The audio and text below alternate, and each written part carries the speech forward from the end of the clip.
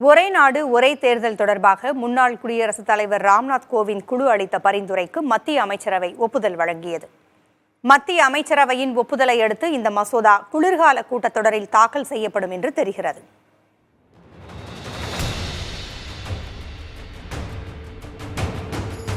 மத்திய அமைச்சரவை கூட்டத்தில் பல முக்கிய முடிவுகள் எடுக்கப்பட்டன.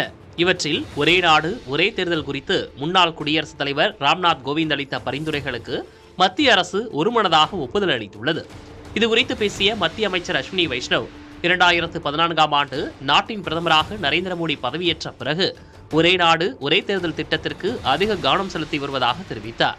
இதன் மூலம் நேர விரயம் குறைக்கப்படுவதோடு தேர்தல் செலவினங்களும் குறைக்கப்படும் என்று அஸ்வினி வைஷ்ணவ் தெரிவித்தார்.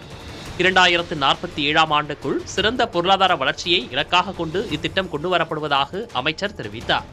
இதற்கு பாரதிய ஜனதா தரப்பில் வரவேற்பு தெரிவிக்கப்படும் அதே வேளையில் காங்கிரஸ் உள்ளிட்ட எதிர்க்கட்சிகள் ஒரே நாடு ஒரே தேர்தல் திட்டம் நாடாளுமன்றத்தில் தோற்கடிக்கப்படும் என்கின்றன. முன்னாள் குடியரசுத் தலைவர் ராம்நாத் கோவிந்த் தலைமையில் கடந்த ஆண்டு செப்டம்பர் 2ஆம் தேதி ஒரே நாடு ஒரே தேர்தல் தொடர்பான பரிந்துரைகளை மத்திய அரசுக்கு வழங்க குழு அமைக்கப்பட்டது.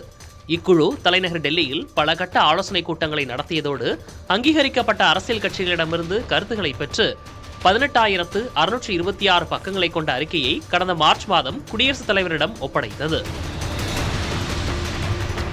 புதிய தலைமுறைக்காக செய்தியாளர் நிரஞ்சன் குமார்.